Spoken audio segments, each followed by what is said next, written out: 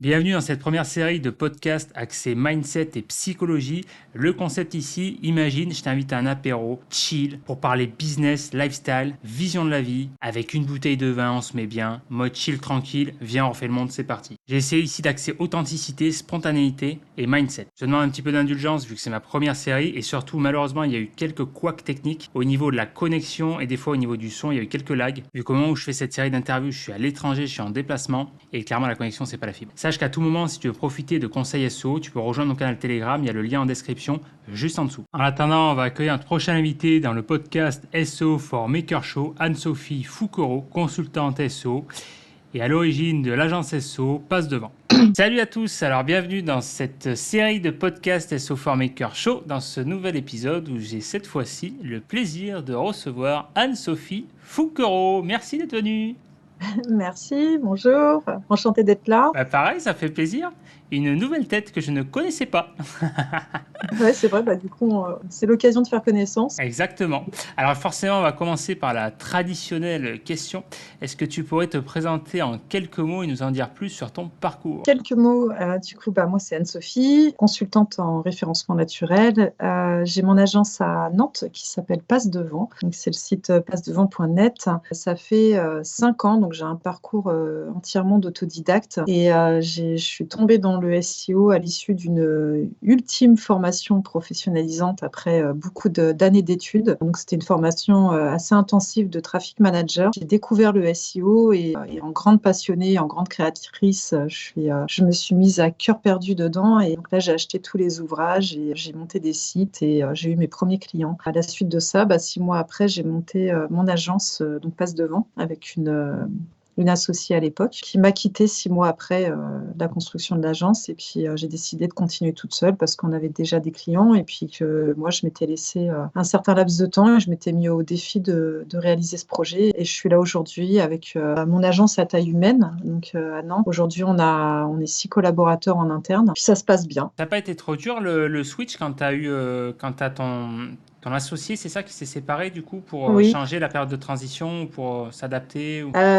En fait, ça a été particulier, oui, parce qu'en fait, elle avait plutôt un rôle, justement, elle endossait un peu le rôle, elle prenait tout ce qui était administratif, relationnel aussi beaucoup avec le client. Je me sentais pas du tout prédestinée à gérer du relationnel avec les clients, c'était pas trop dans ma nature. Je suis une personne, en fait, ça va, je suis pas asociale, mais je me sentais pas à la hauteur de ça et l'administratif, surtout pas, encore moins et je crois que je le suis toujours pas. Et donc on avait quand même 2 profils très complémentaires et en tout cas pour la gestion d'une entreprise et mais elle, en fait, finalement, le SEO, c'était vraiment pas fait pour elle et puis elle avait tout un aspect familial qui l'empêchait aussi de s'investir vraiment dans le monde de l'entrepreneuriat. Moi, c'était un aspect que j'avais accepté et ça a été difficile, oui, parce qu'en fait, je l'ai pas trop réalisé sur le moment, surtout qu'elle m'a quittée quand on signait notre premier gros contrat, Ouais. le même C'est jour, toujours en le fait. moment où il faut pas quoi. C'est Ouais, c'est toujours... ça. Et il fallait que, en fait, je signais ce même jour, le jour où j'avais appris qu'elle me quittait. J'étais en pleine négociation pour signer ce contrat, qui était mon premier gros, et il a fallu que je fasse un peu de table rase dans ma tête de ce qui venait de se passer pour faire bonne figure par rapport à ce nouveau client qui était encore un prospect et qu'il fallait absolument que je gagne pour justement pour continuer cette aventure. Il a fallu aussi avec le temps que ce client, on s'était présenté à 2. Après j'étais toute seule. Donc voilà, j'ai fait puis il faut croire que je m'en suis sortie. J'ai traversé des moments qui étaient pas du tout évidents et surtout qu'on avait pris un bureau au début et on voulait vraiment se construire en agence et on avait un petit chez nous et donc on venait tous les jours et en fait 6 mois après elle était plus là donc je venais toute seule. Donc Ouais, ce bureau où il psychologiquement, était ouais, du censé coup, pas Ouais, évident, ouais, le temps de... ce bureau où il était censé y avoir de la vie, finalement, c'est un bureau pour moi toute seule. Donc ça a été un peu une taverne pendant 2-3 ans. Mais non, ça s'est bien passé. Non, ça a été compliqué, mais j'ai survécu. de surbondir. Et au final, le client, tu as pu le signer. Oui, oui, oui, oui, oui, c'est aussi pour ça que j'ai continué. Exactement. Qu'est-ce qui fait que tu t'es levé un matin et tu t'es dit, tiens, je vais faire ce métier. J'ai fait beaucoup d'études et j'ai eu beaucoup d'enseignants. J'ai fait des études en histoire de l'art, en histoire d'architecture contemporaine, en sociologie de l'urbain à l'école des hautes études en sciences sociales. J'ai fait des études de design d'espace à l'école Camondo à Paris et j'ai rencontré des architectes qui ont été des maîtres et en fait j'ai rencontré beaucoup de personnes et en fait moi à chaque fois les gens qui m'ont donné envie de réussir, enfin de faire des choses, c'est pas les matières qui m'ont donné envie, c'est les gens. Et c'est la passion des autres en fait qui m'a influencée. Et dans cette ultime formation de traffic manager, donc déjà j'étais chez un annonceur qui était très sympa et que j'avais eu la chance de choisir à Nantes, qui était une agence de réalisation, création et réalisation de faire-part de mariage et de naissance. Et donc j'étais dans un petit univers créatif et un peu une petite maison et c'était sympa. Et le sujet me plaisait et j'ai eu des formateurs pendant cette formation qui étaient des professionnels qui m'ont vraiment donné envie de m'intéresser au référencement naturel. En fait, ils ont su transmettre une passion de leur métier. Et donc, de là, je suis sortie. Et comme je suis un peu bibliophile et que j'ai aussi fait beaucoup d'études dans la recherche, en plus de la création, j'ai forcément été mettre d'abord mon nez dans les livres. Donc là, j'étais un peu déçue parce qu'il y a très peu de ressources au niveau des livres. Mais je crois que tous les livres qui existent, j'ai dû les lire, et je pense. Et après, je me suis beaucoup auto-formée. Donc, je ne me suis jamais contentée de ce qu'on m'apprenait. Et parce que je savais que tout le temps que dans une heure impartie d'un cours ou dans une session, en fait, on peut pas, on survole les choses et on va pas vraiment dans le cœur des problématiques. Et donc, de toute façon, ça a toujours été comme ça dans tout mon cursus, c'est toujours d'aller creuser, d'aller plus loin que ce qu'on nous inculque et de s'approprier aussi les connaissances qu'on nous véhicule. Et ça, c'est important. Et donc, du coup, je me suis approprié les connaissances qu'on m'a véhiculées, les passions qu'on m'a véhiculées. Et j'ai été beaucoup plus loin. Et je me suis rendu compte d'ailleurs qu'au niveau du référencement, sur la formation de Traffic Manager, c'était une formation qui était assez large. On touchait à des WordPress, on touchait à du community management, on touchait à du business model, à du benchmark, à plein de choses. Mais et à de l'ADS aussi. Moi, ça a vraiment été le référencement naturel qui m'a vraiment impactée. Et je me suis rendu compte au sortir de cette formation qu'il était impossible que je devienne SEO à la sortie de ça. Et pourtant, j'ai monté Passe Devant. Ça avait été survolé, que c'était juste un échantillon. C'était vraiment la surface du référencement naturel et qu'en fait, le référencement naturel était beaucoup, beaucoup plus complexe que ça et qu'il y avait énormément de possibilités. Et ça, je m'en suis rendu compte sur le tas avec mes premiers clients et c'est pour ça que j'ai hiberné pendant 2-3 ans parce qu'en même temps de gérer mes premiers clients, en même temps, je me formais intensément à toutes les techniques de SEO. En quoi c'est important pour toi de faire ce métier? Ça, c'est une question marrante. On fait appel aux valeurs. Ouais, ce qui est important pour moi de faire ce métier. Elle a une double sens, cette question pour moi aujourd'hui. Je l'accueille sur 2 aspects parce que j'y aurais répondu il y a 3 ans, 3-4 ans. J'aurais pu y répondre tel quel et aujourd'hui, c'est pas que mon métier, en fait, c'est mon agence. Ça a de l'importance de le faire pour moi parce que déjà mon métier est devenu mon agence. J'ai une équipe, c'est pas plus qu'un bébé parce que c'est pas plus important que mes deux petits-enfants, mais c'est 70% voire 80% de mon temps depuis 5 ans. Donc ça a une importance vitale au niveau personnel et familial aussi parce que ça a été des sacrifices, ça l'est toujours. J'ai besoin que ma famille, mon mari soit fier de moi parce que c'est pas que moi qui m'engage, c'est pas un engagement que de ma part, c'est un engagement de la part de tout le monde. Donc ça a de l'importance pour moi. Maintenant, le métier de référenceur en tant que tel, il a de l'importance pour moi aujourd'hui parce que j'estime que mon travail permet à des gens qui ont des business comme moi de faire du chiffre d'affaires. Donc c'est la réussite de leur business que je comprends pleinement parce que moi aussi j'en ai un. Il y a des enjeux familiaux, il y a des enjeux personnels, il y a des enjeux professionnels. Et ce sont ces enjeux-là, je contribue aux enjeux personnels et professionnels des gens, soit un site e-commerce, soit un blog à monétiser, soit même un site de type vitrine pour faire valoir leur profession, qu'elle soit libérale ou autre. Et donc, c'est que je me positionne vraiment à leur côté dans ces enjeux-là. Donc oui, ça a de l'importance pour moi dans ce sens-là. Et aussi dans le sens de la création. Je suis une personne créative de nature. Et en fait, ça me permet personnellement de pas trop avoir de limites au niveau de ma créativité. Donc, je mets toute ma créativité au service des projets qu'on mène en référencement naturel parce qu'on crée des stratégies, on crée des projets. Et puis aussi dans tout ce qui est aspect UX et création et web design et création de sites parce que du coup c'est aussi là aussi où on exprime énormément notre créativité et donc c'est important pour moi parce que c'est vital. Je me lève souvent avec de nouvelles idées tous les matins. Voilà, j'ai besoin de les extérioriser et du coup, comme je peux pas tout faire pour moi, là, j'ai la chance d'avoir plein de clients qui ont plein de choses et je peux leur partager plein de projets et plein d'idées. Donc, c'est assez cool. Donc, si j'ai bien compris, on va dire à titre personnel le côté créatif, stimulation intellectuelle et ensuite, de manière plus large, le besoin de contribuer pour donner plus de sens, en fait, se sentir utile et se sentir investi, on va dire, à ce niveau-là. Qu'est-ce qui fait que tu as réussi selon toi? Ou en tout cas, que tu as réussi à atteindre tes objectifs, un certain palier ou une certaine forme d'accomplissement? Ouais, un palier. Depuis que j'ai commencé, ça fait plus de 5 ans, j'ai jamais c'est très personnel.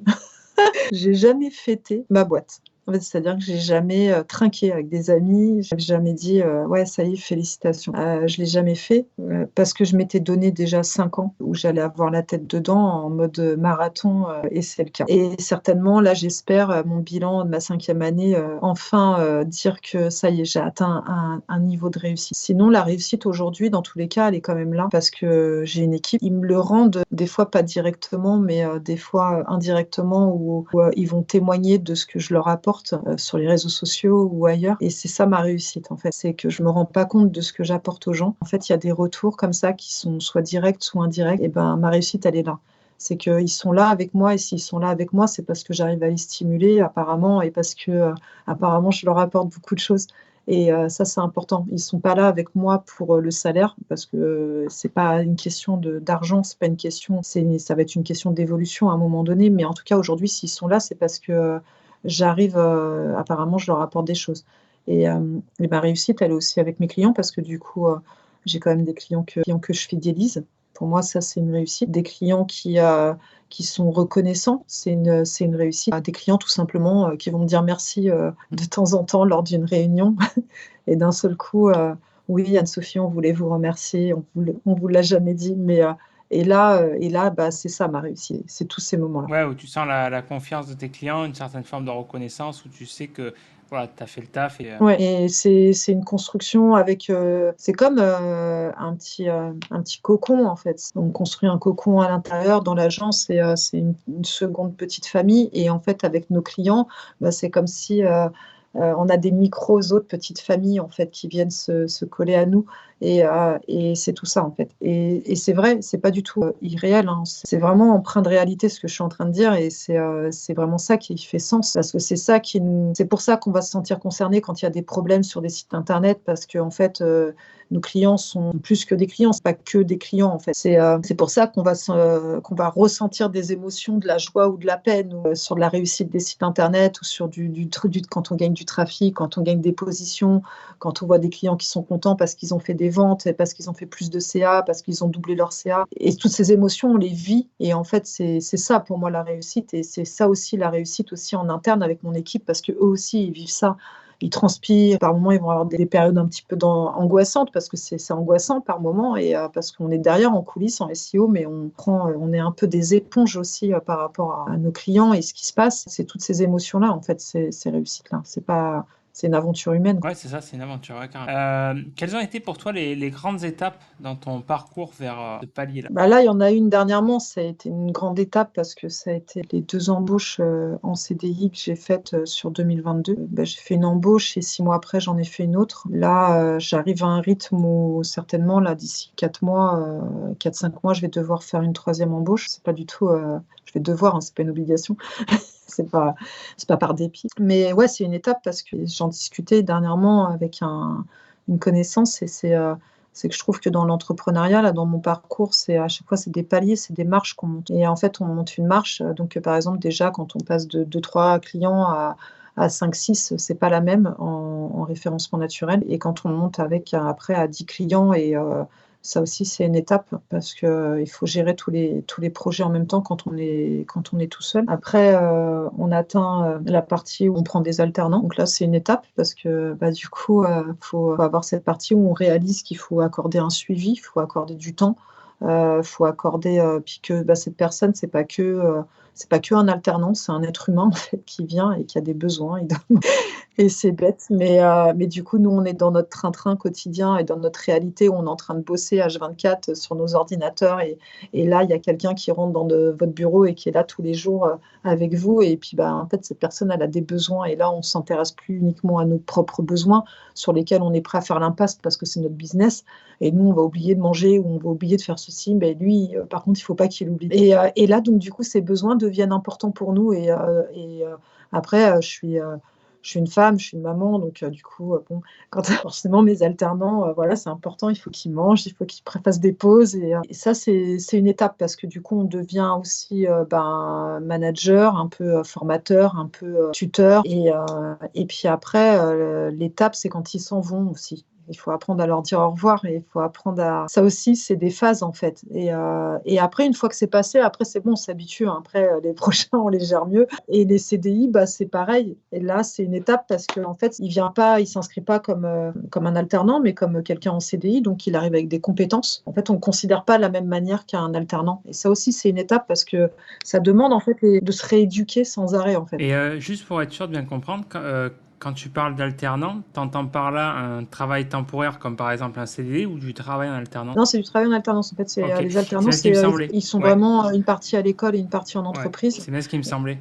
Et Mais du coup, généralement sur 2 ans. ok, ouais, c'est bien ça, ouais. Mais du coup, ça, c'est pas trop chaud à gérer parce que justement, quand j'étais en agence, ça avait commencé, on avait recruté en alternance et après, ça avait débouché sur un CDI. Mais à cause, on va dire, entre guillemets, de cette alternance, on a failli pas recruter, c'est un des meilleurs éléments de l'équipe parce que on n'arrivait pas à jauger le fait que, comment dire, tu vois, il est arrivé, alors je sais plus, je crois que c'était l'équivalent d'un mi-temps, j'en sais rien, enfin une demi-journée, voilà. Et le problème, c'est que le temps, en gros, il est arrivé, toi, je caricature, mais à peine, il est arrivé, tac, tac, il faisait sa tâche comme des rapports comme ça. Et une fois qu'il repartait, il avait à peine le temps de s'immerger. Et nous, du coup, ce qui n'était pas évident, c'est qu'on avait du mal à jauger, comment dire, son potentiel, son niveau, quoi, tu vois.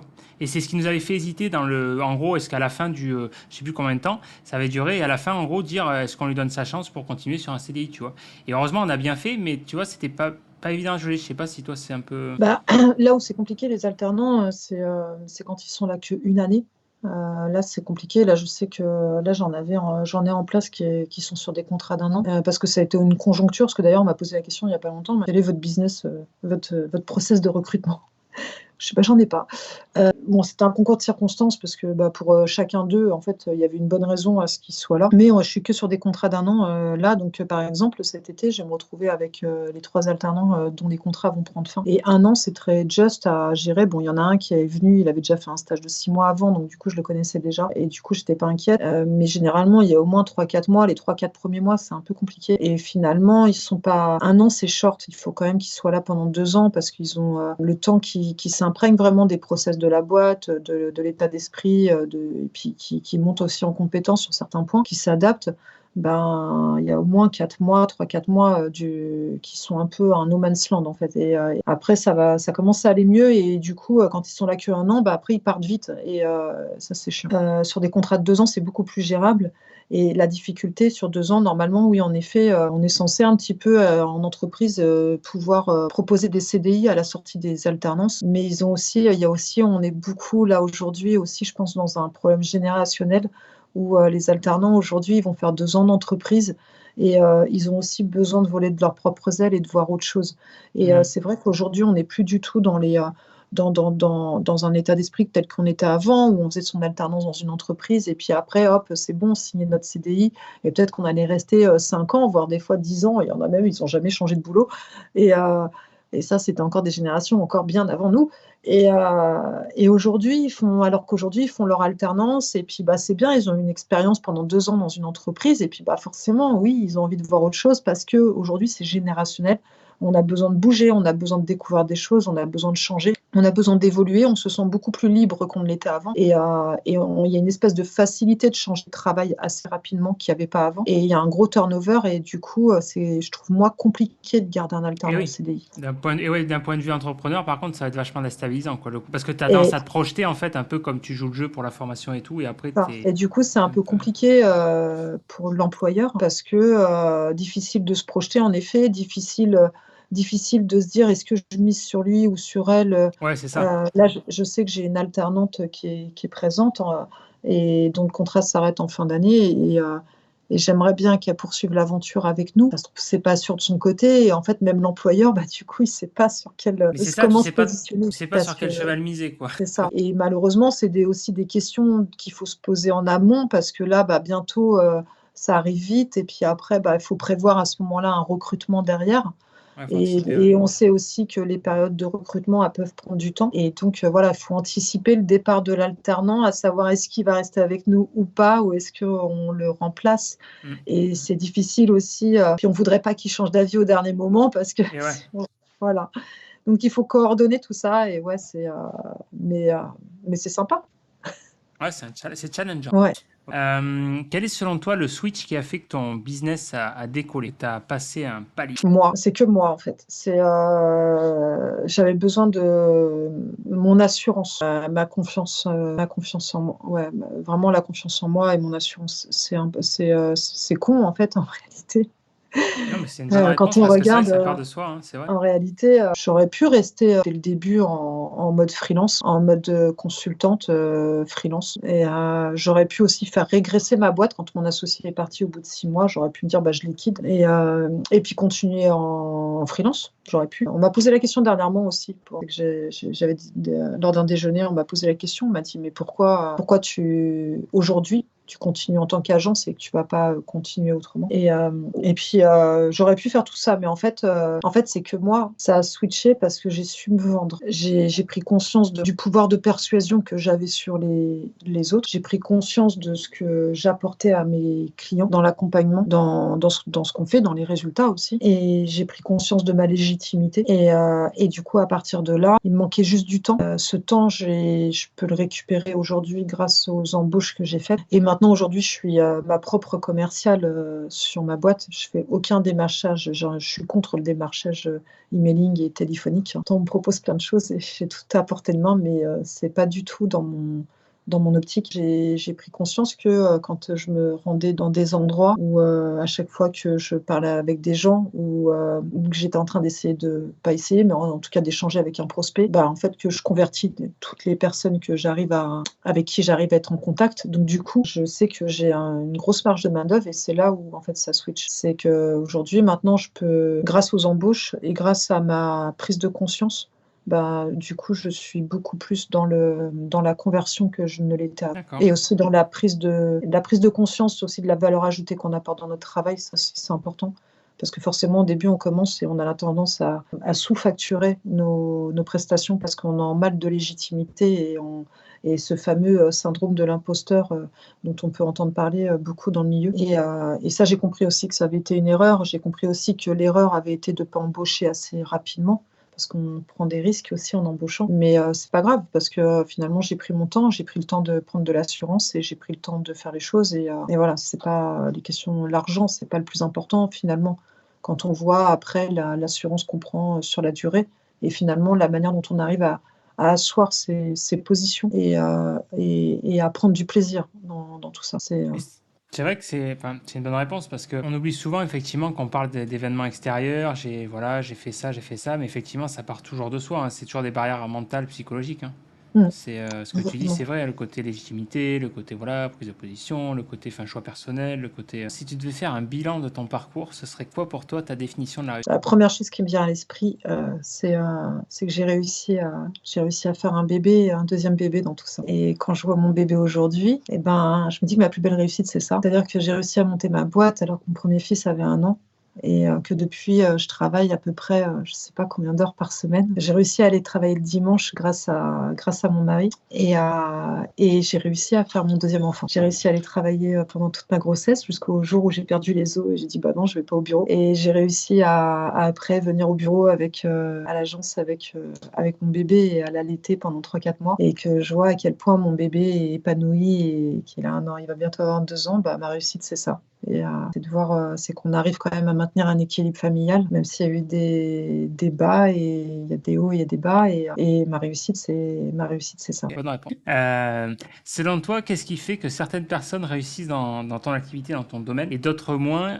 Quels sont selon toi les critères de réussite? Je crois et je suis assez convaincue qu'aujourd'hui, nous tous, tels qu'on est tous constitués dans la société dans laquelle on vit tous, on est tous en recherche d'humanité, dans tout ce qu'on fait. On a un gars, c'est un garagiste qui est assez loin de chez nous, il faut quand même faire 20-30 minutes de route et parce que c'est galère d'aller apporter la voiture là-bas et de se retrouver en galère pour revenir, mais parce qu'il travaille bien, parce qu'il fait son travail avec passion, parce qu'il nous explique ce qu'il a fait, parce que il est transparent sur les pièces qu'il achète pour la voiture et qu'on comprend ce que la voiture avait et qu'on comprend pourquoi maintenant elle fonctionne ou pourquoi maintenant elle fonctionnera plus jamais. Mais que dans tous les cas, il cherche une solution à chaque fois. Bah, tu vois, mon exemple, il est pas mal parce qu'en fait, pour le SEO, c'est pareil. Et ben, on choisit ce garagiste-là et on va se taper la mission d'aller déposer notre voiture à 30 minutes et de s'organiser pour le faire. Et ben, je pense que c'est ça, pour moi, les gens qui réussissent dans ce milieu-là.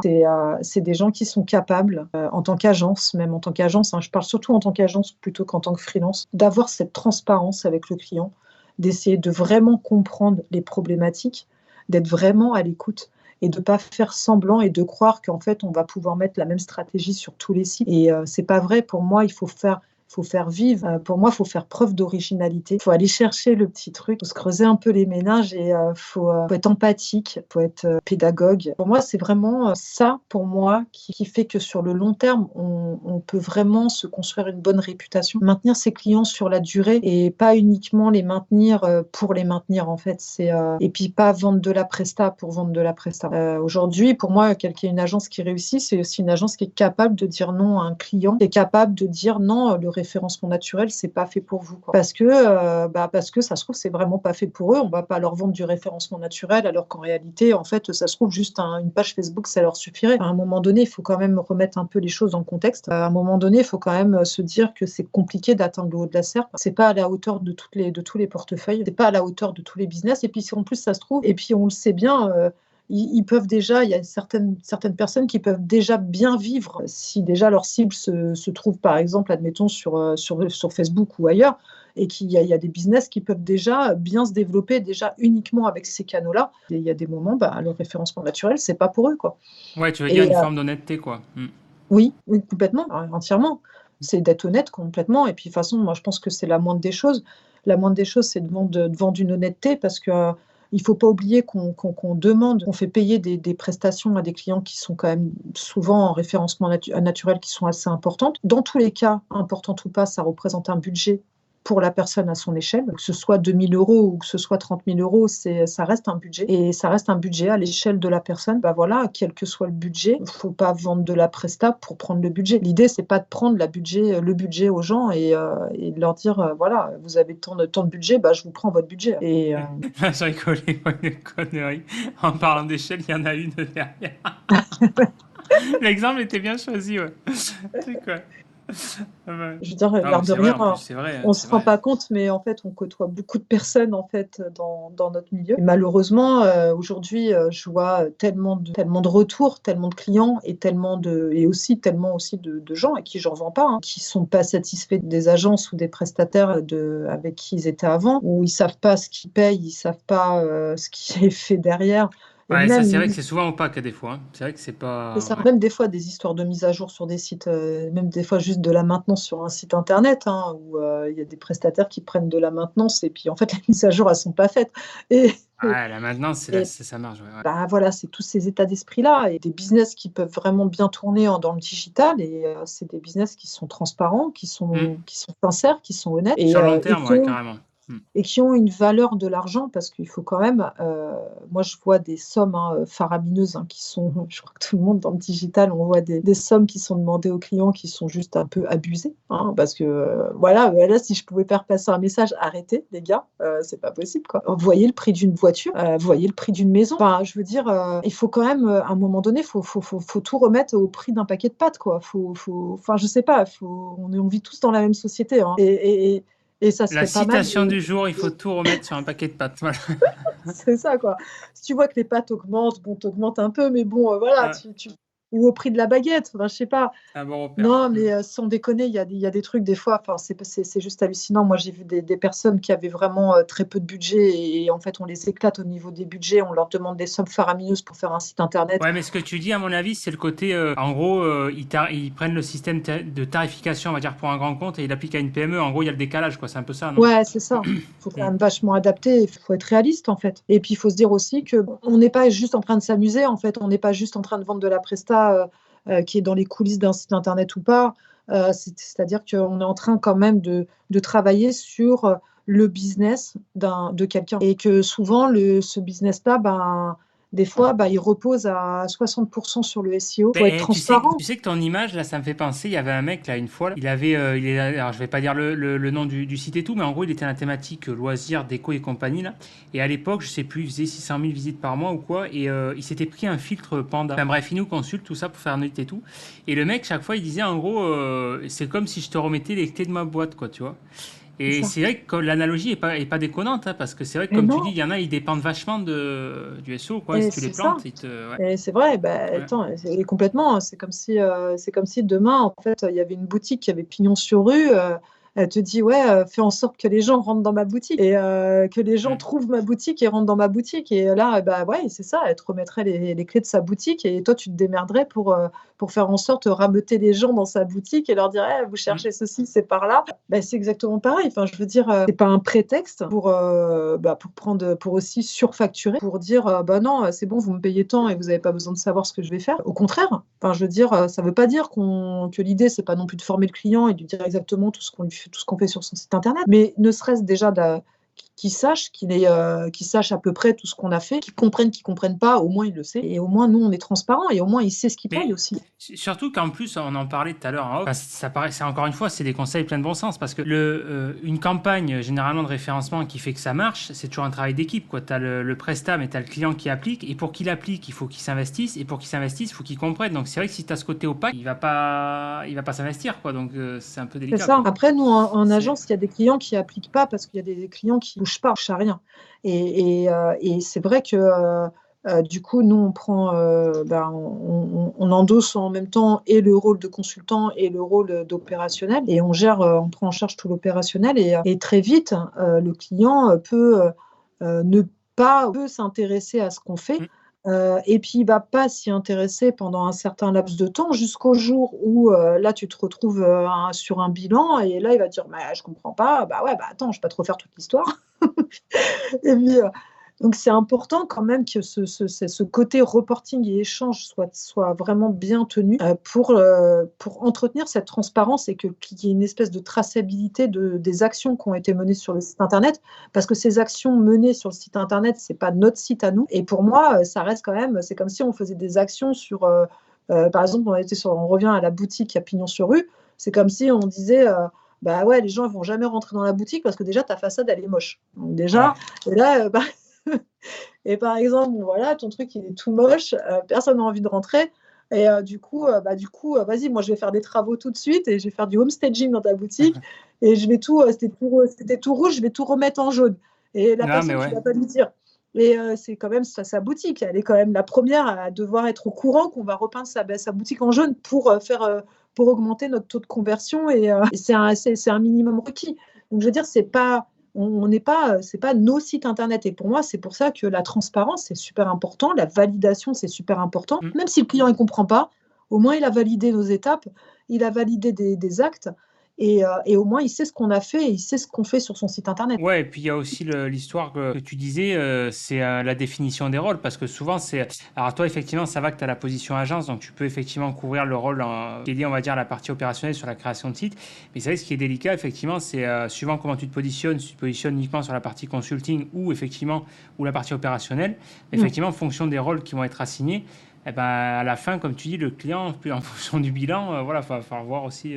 C'est ça. Et puis c'est Mm. vrai qu'après, en fonction sur le consulting, parce on a des projets totalement en consulting aussi. Après, nous, notre responsabilité, c'est de faire marcher le projet. C'est-à-dire, bien souvent, on se retrouve à courir après le client ou les personnes en interne pour récupérer, parce qu'on a besoin d'éléments. Et puis, il faut que les recos en fait, soient Mm. appliqués à un moment donné, parce que sinon, à un moment donné, on a intervenu un peu pour rien, quoi. Et ça, pour moi, ça en va de notre responsabilité aussi, parce que, je veux dire, si on nous engage en tant que consultant sur un projet, on a du consultanat, du reporting, l'idée, c'est quand même qu'il y ait des résultats à un moment donné. L'idée, c'est que ça bouge.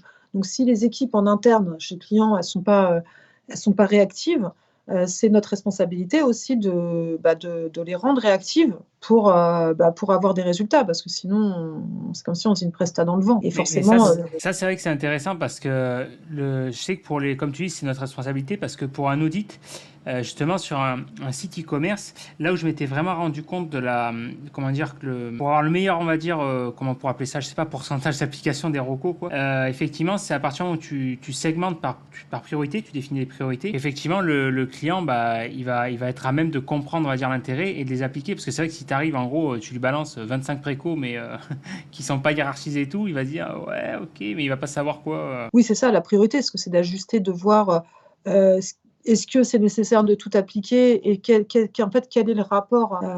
Des fois, il faut voir le temps que ça prend et le résultat que ça va rapporter. Par rapport Et à son budget aussi, ouais.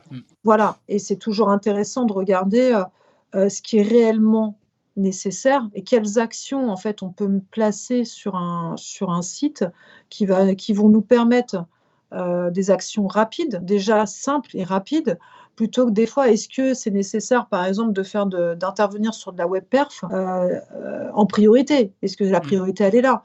Est-ce que et des fois, c'est pas. Il y a peut-être aussi d'autres recours avant d'intervenir, de faire intervenir un spécialiste en web perf sur un site. Des fois, il y a peut-être déjà des ajustements, des petites manips qui sont possibles de faire et à moindre coût et parce que moins de temps. Et puis parce qu'il faut voir aussi l'impact sur le résultat. Est-ce que finalement la presta de web perf va être indispensable? Est-ce que l'impact sur le résultat en vaut vraiment la peine? Mais c'est exactement ça, c'est s'adapter effectivement comment dire, au contexte du client, à sa problématique de budget. Effectivement, tu peux pas On en faire vient, toujours. mais oui, mais justement, et du coup, on en vient à cette question de transparence et puis je dirais même de flexibilité et d'humanité, parce qu'en fait, c'est en réalité, là, on en vient justement à la conclusion sur le fait que aucun projet n'est pareil. Et Ouais, c'est ça. aucun projet, enfin, pour moi, il y a les stratégies.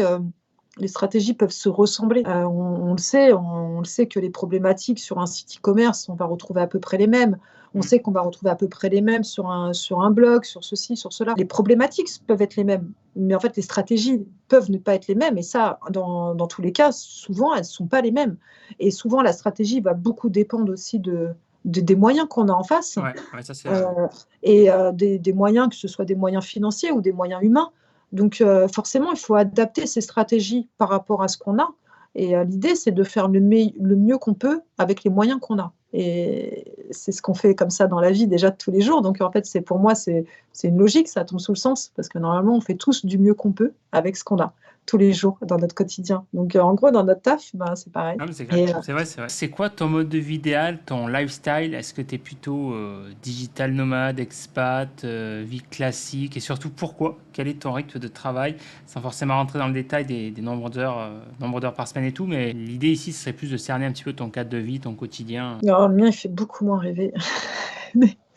Non, moi, mon quotidien, c'est 2 enfants en bas âge avec un papa. Et mon quotidien, c'est puis le bureau, donc l'agence. Voilà, moi, mon quotidien, c'est je dépose mes enfants tous les matins chez la nourrice et à l'école. Et puis, je cours, je suis en retard tous les matins, il faut le savoir.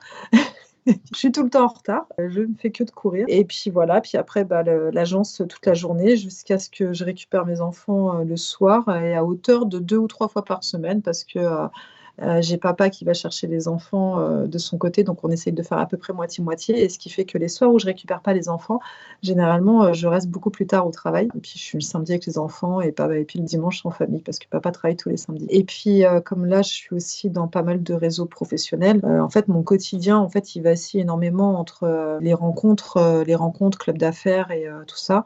Donc j'en fais beaucoup le matin, il y a des déjeuners, il y a des after-work. Donc là, j'étais encore hier soir en after-work. Mardi matin, j'étais sur une matinale. Et puis du coup, c'est beaucoup aussi de réseautage, donc de café, d'invitation de personnes à l'agence pour boire un café. Et mon quotidien, c'est ça. Par contre, du coup, je suis Moi, mon idéal, en fait, la vie d'expat, ce ne sera pas pour moi.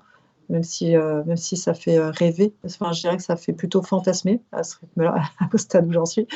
l'habitation est très important pour moi. Enfin, j'ai eu une Pour s'ancrer, quoi, sensibilisation. s'enraciner, quoi. Ouais, pas spécialement au sens géographique du terme, mais au sens de la maison et du foyer. Et c'est pour ça, d'ailleurs, je m'étais beaucoup intéressée à la question de la sociologie de l'urbain et de l'histoire d'architecture contemporaine. Et c'est pour ça que j'ai un idéal, c'est de voir mon agence dans 2 ans. J'aimerais que ce soit une maison, en fait. J'aimerais avoir vraiment une vraie maison et que, en fait, ce soit une agence. Et j'ai envie d'avoir une petite maison là dans les rues de Nantes. Et en fait, ça ne veut pas dire qu'ils pourront dormir au bureau, hein, pas du tout, mais ils n'auront pas de lit pour autant.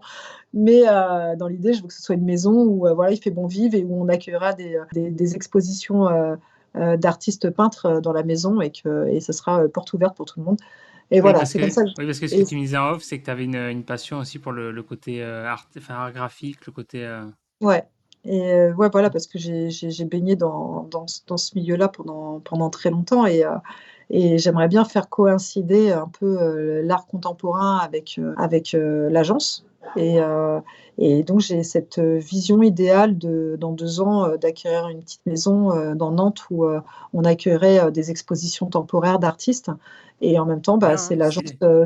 Et en même temps, ça serait l'agence. Donc, les gens entreraient, puis chacun serait à son bureau. Et voilà. Et Ah, c'est c'est comme ça que je original. vois mon agence. Et c'est comme ça que je vois mon agence. Et ça me permet de la voir d'une autre manière que justement de casser un peu, de casser ce mythe de la digitalisation, de l'univers du digital. Et mon ambition, c'est quand même de vachement rendre accessibles les choses, de rendre accessibles vraiment les choses, de savoir en parler, de le rendre accessible et de se rendre accessible pour les autres, sans pour autant tout de suite vouloir monétiser ce qu'on fait. Une vision un peu naïve et idéaliste de ce que j'aimerais, mais Mais il n'y a rien de naïf, non, c'est bien, au contraire, c'est bien d'avoir des rêves. Non, non, surtout que c'est réaliste, et en plus, ce qui est bien, c'est que c'est original, ça change un peu, c'est un peu clivant, ça change des choses un petit peu conventionnelles, voilà, des trucs classiques, c'est cool, ça fait un ouais, grain de folie un peu. Mais ouais, du c'est coup, ça. ce qui m'intéresserait de savoir, c'est un petit peu, est-ce que à l'heure actuelle, tu te sens épanoui? Est-ce que tu arrives à trouver un équilibre entre, parce que ça va pas être évident, entre la vie de famille et la vie d'entrepreneur-employeur, du coup, qui demande quand même, c'est vachement de taf, ça demande vachement de présence, vachement de, voilà, comme tu dis, en plus le côté réseau, etc., etc. Est-ce que tu arrives au jour d'aujourd'hui à trouver, parce que voilà, j'imagine que tu dois jongler entre voilà, aller chercher les gosses à l'école, la vie de famille, tac tac, le côté, tu arrives à, En fait, j'y arrive, je sais pas. en gros, est-ce que tu te sens dépassé ou est-ce que enfin, Non, je me sens pas. En fait, c'est pas que je me sens dépassée. C'est pas que j'y arrive ou que j'y arrive pas. Je sais pas. Je sais qu'il faut que je prenne le temps à un moment donné. Je sais que je vais réussir à prendre le temps. En fait, c'est quand je disais que je suis vraiment je suis fière de moi. Je doutais, je pense, avant de mes capacités d'endurance. Et je pense que beaucoup de personnes devaient peut-être douter de mes capacités d'endurance. Et je pense qu'aujourd'hui, il n'y a plus de doute. Je pense être endurante sur la longueur. Et j'ai un niveau où, en fait, tout est dans ma tête. Autant je peux être épuisée physiquement par moment, et puis aussi mentalement, parce que c'est beaucoup, beaucoup de choses en même temps. J'arrive à avoir un petit équilibre qui est vraiment infime. Je sais que par contre, j'ai conscience que cet équilibre, il faut absolument qu'à un moment donné, qu'il soit un peu plus équilibré. ouais, c'est Et fragile, on va dire, ouais. oui, je sais qu'il tient à pas beaucoup, mais je sais que moi, je tiens. Je sais que je suis pas, même si des fois, je sais qu'on me préserve, on essaye de me préserver en me disant prends du temps pour toi, prends du temps pour toi. Mais en fait, je sais qu'aujourd'hui, je l'ai pas ce temps. Et c'est pas maintenant qu'il faut que je l'ai parce que c'est maintenant que beaucoup de choses se jouent et j'ai pas, c'est pas le moment. Et je sais que je tiens et je vais pas tomber par terre, mais oui, non, c'est pas évident. C'est vraiment très dur de trouver un équilibre. Et oui, non, j'ai pas le temps pour aller faire les boutiques. Non, j'ai pas le temps pour aller chez l'esthéticienne. Non, j'ai pas le temps. Non, je fais pas tout ça. Voilà, donc je fais pas. Ma vie ne fait pas rêver du tout. Je la souhaite à personne en ce moment. Et je suis plutôt la maman qui arrête pas de courir et la femme d'entreprise qui arrête pas de courir et qui demanderait juste à être un peu plus présentable le matin, à prendre un peu plus soin d'elle et parce que c'est des choses qui sont très importantes pour une femme. Mais c'est pas grave, ça va venir. Ça va venir. Il y a des périodes qui sont plus chargées que d'autres Mais je sais que c'est important. Après, ouais, c'est sûr que ce que tu dis, de toute façon, c'est la vie réelle aussi, hein. C'est pour ça aussi que je veux faire ce podcast, tu vois, plutôt que pour lutter, essayer un petit peu de lutter aussi contre ce que tu disais, ce côté, ce prisme un peu déformé de réalité, idéalisé, où c'est vrai que pareil, pour en revenir à ça, au lifestyle et tout, dans le digital, c'est vrai qu'il y a plusieurs facettes, quoi. Il n'y a pas effectivement toujours ce côté digital nomade, expat, voilà. Il y a aussi le côté, tu peux travailler dans le digital où finalement ça reste un métier comme un autre, où c'est des choix de vie, il n'y a pas un qui est meilleur qu'un autre ou quoi. Bien Ou sûr. effectivement, s'il y a le côté, on va dire, voilà, plus classique, où c'est avant tout un, comment dire, ouais, un métier, un choix de vie, une philosophie de vie. Et c'est vrai que c'est bien aussi que les gens en aient conscience, parce que, enfin, surtout, je pense, les nouvelles générations, à mon avis. Je sais pas si c'est vraiment conscience ou pas, mais c'est vrai qu'il y a souvent, je pense, ce côté, comme tu dis, un peu le syndrome de l'objet brillant, où en gros, j'exagère, mais c'est le côté, allez, je prends mon PC, j'ai ma Lambo, et tu vois, c'est Ouais, pas toujours non, le. mais Voilà. après oui, c'est un choix, c'est un choix. Après, j'aurais pu aussi faire le choix de me dire, je reste freelance et je travaille de chez moi. J'aurais pu faire ce choix-là et puis, alors perso, c'est vraiment pas pour moi non plus parce que dans tous les cas, moi, j'ai besoin de sortir de chez moi et si je suis enfermée chez moi toute la journée, j'étouffe et je manque d'air et j'ai besoin de c'est une nécessité pour moi de sortir de chez moi, quasiment tous les jours, hein. Même le week-end, j'ai du mal à rester sur place, hein. Sauf parce que je suis fatiguée, donc forcément, j'ai besoin de me reposer à un moment donné. Mais c'est vraiment un choix. Je veux dire, j'aurais pu, comme aussi beaucoup d'agences qui sont en total remote et tout le monde, ils ont pas de locaux et toute leur équipe travaille en télétravail à 100%. J'aurais pu aussi faire ce choix-là. Je ne l'ai pas fait et j'ai très bonne raison de ne pas l'avoir fait et je pense que je regrette absolument pas en fait mes raisons. Et je pense qu'on en reviendra à un moment donné du télétravail et il y a des répercussions déjà qui commencent à se faire sentir. On commence à en entendre parler et je suis pas du tout étonnée. Et c'est pas fait pour tout le monde et tout le monde c'est compliqué aussi le télétravail, c'est dur. C'est dur de travailler seul, c'est très dur aussi et pour moi, autant c'est dur d'aller au boulot tous les jours et c'est dur d'être, mais bon à ce moment-là, après on se plaint de travailler tout le temps et puis moi c'est pas en fait, faut savoir que moi j'adore travailler donc j'adore ce que je fais et je me plains absolument pas de mes conditions, loin de là et loin de là. J'adore venir, à la limite, je rentre chez moi parce que j'ai des enfants. Et après, ce que tu dis, c'est vrai, c'est de l'autodiscipline. Et moi, je pense que l'idéal, effectivement, comme tu dis, c'est comme tout, il y a des avantages et des inconvénients. Le remote, il n'y a pas que des avantages. Et l'idéal, à mon avis, et je pense qu'on arrivera à cette balance-là dans un avenir plus ou moins proche, c'est ce format hybride un peu, où finalement, tu auras les avantages du présentiel, tu vois, et tu auras les avantages aussi du remote. Parce qu'effectivement, tout le monde, comme tu dis, après, n'est pas fait pour ça non plus, hein. Il y en a, ils ont besoin aussi d'être encadrés. Il y en a besoin qui. Enfin, ouais, je pense il en faut pour tout le monde, ouais, à mon avis. Ouais. Et en fonction surtout de, comme tu dis, il y a des personnes qui sont, on va dire, enfin, je sais pas si c'est fait le mot, mais en tout cas qui ont des facilités pour ça, et il y a des personnes et qui effectivement qui sont pas, ça sera pas du tout adapté, ouais, ça c'est clair. C'est difficile à gérer en tant que, moi je Ouais. trouve, hein, après, même en tant qu'employeur, de gérer du total télétravail, moi je trouve ça compliqué. Je trouve que quand tu es en création d'entreprise, il y en a qui ont réussi parce que j'ai des exemples hein, en tête, hein, enfin qui ont réussi, je ne sais pas s'ils réussissent vraiment sur la durée, mais en tout cas qui montrent qu'ils réussissent et qui réussissent à monter des agences en total télétravail, c'est-à-dire que jamais il y a eu de format hybride ou jamais il y a eu de local.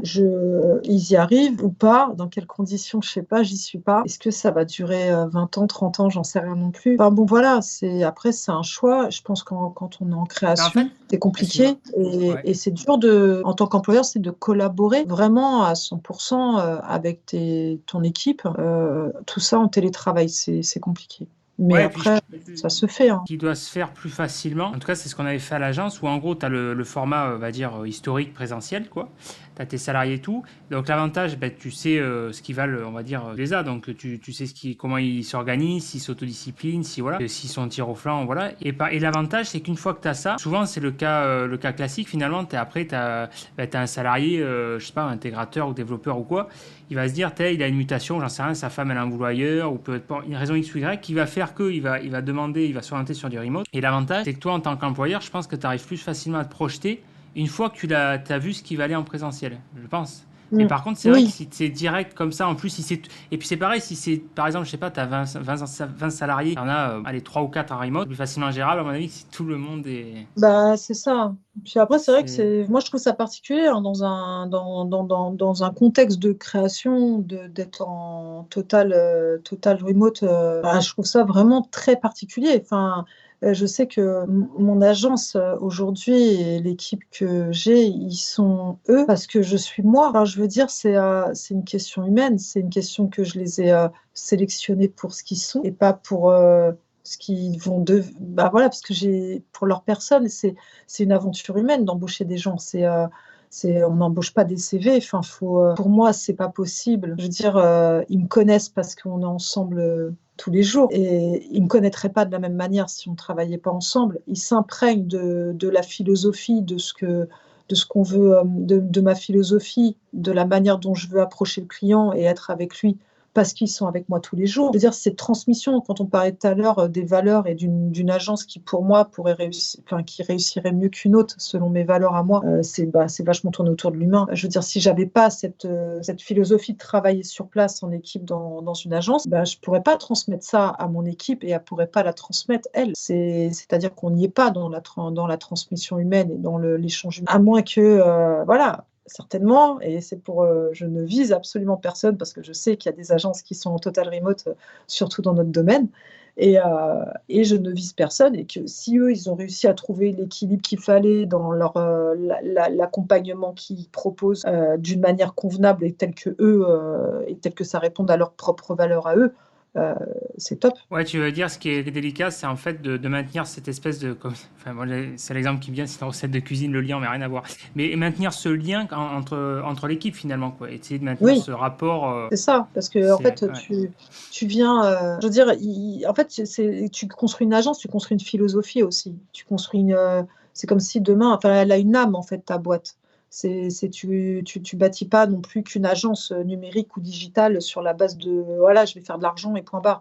En fait, et malheureusement, bon bah voilà, voilà, je sais que ça existe ce type de business model. C'est pas le mien, c'est pas le mien, et moi, c'est voilà, comme je te parlais de la maison, et ben c'est ça. Et en fait, on parlait tout à l'heure de l'accompagnement client, et de la transparence et de la famille et tout ça. Si eux, ils n'étaient pas avec moi tous les jours et que j'ai une personnalité, mon agence, elle transpire ma personnalité et mon accompagnement aussi. Et en fait, c'est ça dont ils doivent s'imprégner. Et si un La jour, philosophie, ouais.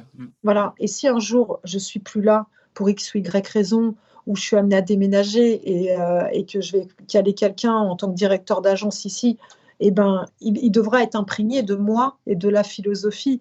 Et c'est ça qu'on vend à nos clients. Ouais, C'est ça. Et donc, si on n'est pas ensemble tous les jours, comment ils font pour devenir eux et en s'imprégnant de la philosophie? Ils ne peuvent pas. C'est pas possible.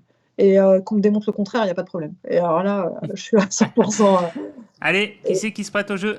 Voilà. Le défi. Je travaille en Ok. restauration beaucoup dans ma vie et j'ai beaucoup travaillé en restauration. Tu es dans un métier humain, dans un métier plein de Ouais. choses. Et c'est pareil, les restaurants, le patron du restaurant va te véhiculer en fait une image que tu dois véhiculer au client. Tu es sur place pour vivre ces choses-là. En fait. Non, mais C'est c'est pas vrai, possible de autrement. toute façon, d'ailleurs, c'est la base du marketing. Que ça soit une personne physique ou morale, effectivement, tu achètes avant tout pour la philosophie de la C'est personne, ça. quoi, ce Et qu'elle c'est pour ça dégage, les que je pars valeurs et du tout. Ouais. principe que dans notre milieu, parce que même si tout le monde pense qu'on a beaucoup de concurrents et qu'on est tous concurrents les uns les autres, moi je sais que je suis concurrente avec personne. Et je sais que j'ai des confrères, j'ai des collègues et je vois personne en tant que concurrent parce que je sais qu'on a, voilà, chacun a sa philosophie, a sa valeur et c'est ça le service qu'on vend à nos clients. Non, mais ça, c'est vrai, au-delà des compétences et Au-delà tout, des compétences. ouais. Non, mais carrément, ils achètent pour la personne. Et si tout était possible dans la vie, qu'est-ce que tu ferais de... Admettons, demain, tu as gagné à l'euro million, c'est nos limites. Je me prends une semaine, je me prends quelques jours de vacances. Non, en toute modestie, mais non, je trouverais une personne, pas un associé, mais un directeur commercial, financier, enfin, double casquette, triple casquette. Enfin, quelqu'un comme un bras droit, quelqu'un sur qui je peux me reposer Complet. et Ouais. justement je trouverais quelqu'un.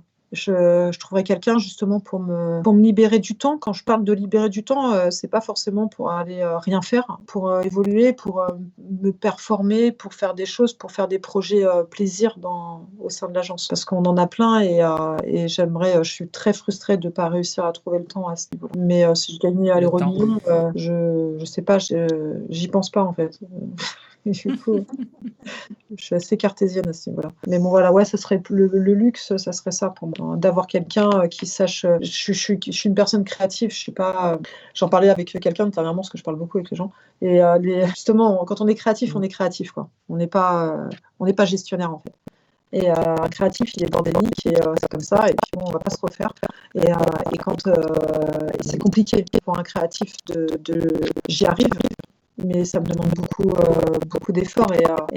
Voilà, on n'est pas gestionnaire, on a tendance à pas trop être financier, tout ça. Et on est vraiment dans la création. Et qu'un créatif, il est intuitif, il marche à l'émotion. Et du coup, c'est compliqué d'être gérant de boîte quand on a cette personnalité-là. Et ouais, donc j'aurais besoin d'avoir quelqu'un qui ait une personnalité complémentaire à la mienne.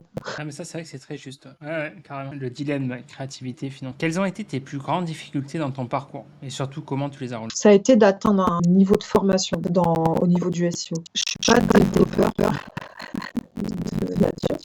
d'origine, et je viens pas du milieu digital, en fait. Et je me suis vraiment auto-formée entièrement, et à la technique, et au reste, et à la gestion de projet, et il y a plein de choses. Je crois que la plus grande difficulté, c'est le niveau de formation. C'est d'atteindre un niveau, et j'y suis pas encore à 100%, loin de là. J'ai encore beaucoup de chemin à parcourir, mais c'est là où justement j'ai besoin de temps aujourd'hui. Et parce que maintenant j'ai des sujets sur lesquels je me perfectionne, et cette perfection, c'est qu'il y a moi qui puisse l'atteindre pour la transmettre après à mon équipe. Et j'ai besoin de temps pour ça, et c'est ça la grande difficulté. C'est d'atteindre un niveau de satisfaction au niveau de ses compétences. Ouais, c'est vrai. Ouais, ça renvoie à, comment dire, le côté où ouais, on est beaucoup exigeant envers soi-même, quoi. Ce côté satisfaction personnelle. Et du coup, bah, c'est une question qui est corrélée, mais par rapport justement à ton expérience, à ton vécu, si tu avais des conseils à donner pour des débutants ou pour des personnes pour éviter de reproduire ça, quelles sont les erreurs pour toi à éviter dans ton domaine? Les erreurs du passé, par rapport aux erreurs du passé que tu as faites, quelles erreurs pour toi seraient à éviter Moi, l'erreur, dans le sens où de se monter en agence, en SEO, moi, l'erreur, en fait, que je dirais qu'il n'y a pas à faire, c'est d'avoir la prétention de croire qu'on va tout maîtriser en SEO. Et pour moi, c'est une erreur. On ne peut pas être bon en tout en SEO. Il faut accepter qu'on ne le soit pas. Par contre, il faut apprendre à bien maîtriser certaines choses dans le SEO, certaines parties, même chose. Et il faut accepter le fait de soit on se retraite, soit on fait appel à d'autres compétences, soit on embauche. Mais ça, il faut faire vite. Pour moi, la plus grosse erreur, c'est d'avoir la prétention de croire qu'on va être bon dans tous les domaines SEO. Pour moi, c'est pas possible. Et on peut être bon, c'est-à-dire en termes de connaissances, c'est-à-dire de maîtriser, on va dire, de manière théorique les choses. Et ça, c'est important, parce qu'il faut savoir de quoi on parle, et ça, c'est très important. Il faut connaître les tenants et les aboutissants des choses. De là à le maîtriser en opérationnel, il y a une marge. Et de là à se dire, je vais gérer un projet de A à Z plus x10, à un moment donné, il faut rester réaliste. Et je pense que c'est pas bien de vouloir absolument être un couteau suisse sur le SEO. C'est ce que j'ai cru au début, et tout au début, je me suis mis beaucoup de pression pour devoir l'être, pour l'être. Et c'est peut-être pour ça aussi que j'ai je me suis beaucoup auto-formée. Mais en fait, c'est pas possible.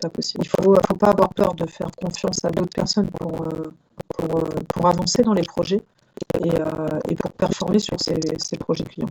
C'est important. Pas hésiter sur les moyens, parce qu'en fait, je pense que des fois, moi, je pense que j'ai dû faire l'erreur au début de me dire, j'ai un client, et en fait, je vais faire une économie de moyens, et j'ai pas envie de sous-traiter, parce que sinon je vais perdre de l'argent. Et en fait, faut pas penser comme ça, et il faut penser à la réussite du projet, à la réussite du client. Il faut penser pour le client, il ne faut pas penser pour son argent. Et si on fait moins de marge sur une prestation, c'est pas grave, il n'y a pas mort d'homme. Le plus important, c'est que la presta fonctionne, voilà, et que le client soit satisfait. Parce que ce client-là, finalement, bah, il sera satisfait, il restera. Donc, OK, on aura moins fait de marge sur un premier truc, mais au moins, on se sera fait accompagner, on aura fait appel à quelqu'un qui maîtrise mieux le sujet que nous. Il faut être humble, en fait. Il faut être humble et faut connaître ses qualités, ses défauts. En gros, voilà, comme tous les jours, quoi. Non, mais ouais, c'est vrai, c'est limite sur le champ de Voilà, compétences. C'est vrai. c'est ça. Si tu avais la possibilité de remonter le temps et de tout recommencer avec tes compétences actuelles, tu ferais quoi? Est-ce que tu ferais la même chose ou différemment et surtout pourquoi? Bah, j'embaucherais direct, déjà. Avec mes compétences actuelles, j'embaucherais direct. Je ferais ce que je fais aujourd'hui, en fait, en gros. Je suis sûre qu'on me reposera ces questions dans 3-4 ans, bah, je dirais, bah, je ferai ce que je fais aujourd'hui. Je m'activerais réellement pour me faire connaître déjà en local. En fait, c'est con, mais en gros, on monte une agence et en fait, on oublie complètement qu'en gros, on a déjà un gros potentiel en local. Moi, j'ai eu quasiment c'est vrai. aucun client en local quand j'ai commencé. Enfin, là, depuis toutes ces années, j'ai très peu de clients en local. Et alors que bah, déjà, en local, il y a déjà de quoi faire. Et en fait, il y a un gros potentiel. Et en fait, bah, je trouve que de manière générale, après, je sais pas, je connais pas la vie de tout le monde, loin de là. Et moi, c'était le cas. En fait, j'étais pas du tout suffisamment active en local. Et là, je commence à l'être réellement et c'est juste incroyable les retombées qu'il y a, quoi. Mais pareil, parce qu'en fait, encore une fois, parce que ça va aussi dans ma démarche, dans ma philosophie d'être humainement présente.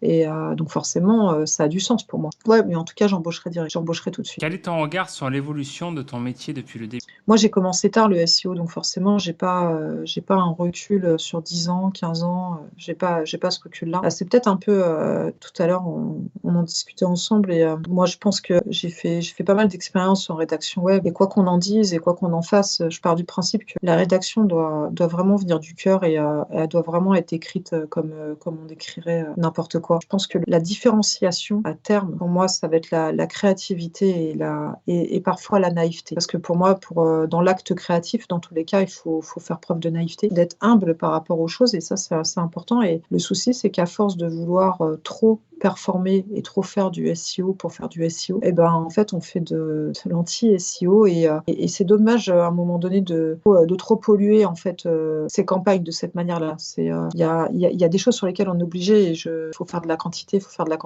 et ça on le fait et ça marche et parce que des fois il faut le faire et parce que la stratégie s'y prête. Mais je pense qu'il faut réussir à se démarquer par une forme d'originalité dans ses contenus, par une forme d'originalité d'être précis dans son maillage et d'avoir une vraie stratégie au niveau du maillage et d'être propre, vraiment clean sur tous les aspects. Et même avec l'IA, c'est un nouveau compagnon. Faut le prendre comme un assistant. Il est là, il est à côté de nous et c'est très bien. Moi, je trouve ça top parce que ça fait partie de l'avancée. C'est comme ça fait partie de l'évolution. Enfin, je veux dire, il faut vivre avec son temps et ça en fait partie. Et c'est un super outil d'accompagnement et c'est un super outil pour gagner du temps dans son travail. Ça ne veut pas dire pour autant qu'il doit dénaturer notre manière de travailler. En fait, il doit venir nous aider. Il faut qu'il soit là comme une aide pour nous aider à aller plus vite. Si on est à la recherche de gain de temps, c'est toujours pareil. En fait, il faut l'utiliser intelligemment et c'est comme tous les outils. En fait, l'idée, c'est quand même de ne pas tout confier à un outil et d'utiliser les choses intelligemment. C'est vrai, ouais, parce que tu as l'outil, mais le plus important, c'est l'utilisation que tu en fais au final. Hein. Ça, c'est vrai. Exactement. Bon, après, sans le vouloir, tu as répondu à. T'as répondu à d'autres questions, mais c'est pas grave. Au moins, c'est bien, c'est naturel. Alors, quelle est l'anecdote qui t'a le plus marqué dans ton parcours? Je crois que la fois où je suis partie au SEO by Night à Orléans, avant le Covid, où je suis partie toute seule, c'était une vraie étape pour moi, pas anodin pour vous, et où j'ai rencontré des personnes que je connais encore aujourd'hui. J'ai réussi à aller dans une soirée le soir toute seule où je connaissais personne, et là, je suis partie rencontrer des gens de la communauté du SEO. Et j'ai fait ma folle ce jour-là, et c'était super dur. J'ai pris sur moi énormément, parce que ça me ressemble pas du tout, et c'est une petite anecdote, mais c'est une anecdote en fait qui a changé beaucoup de choses pour moi et que je regrette absolument pas d'avoir fait, donc je suis super contente. SEO by Nat, by Elliot. Ouais. Mais c'est vrai qu'en plus, ouais, les conférences, c'est vrai que c'est bien pour ça, hein, pour comme tu dis, aller à la rencontre de la communauté, effectivement, voir autre chose. Ça, c'est clair. Alors, si tu devais donner des clés de réussite dans ton domaine, ce serait quoi, selon toi? Il faut prendre des sites et il faut les monter et puis il faut se mettre des objectifs, puis voilà, faut les atteindre, quoi. Et Tester, en tester, gros, ouais. c'est ça. Et il faut faire ses propres sites et il faut faire ses tests sur ses propres sites. Ça, c'est vrai. Ça, c'est la base. Ouais, carrément. Alors, du coup, bon, tu as en partie répondu la question sur. J'allais te demander quel est ton avis sur justement l'IA, ChatGPT, OpenAI, voilà, le compagnon, du coup. Ouais, du coup, ouais. Du coup, c'est ça. C'est l'outil qu'il faut éduquer comme compagnon. Il faut Ouais, c'est vrai. l'éduquer et qu'il soit un bon assistant.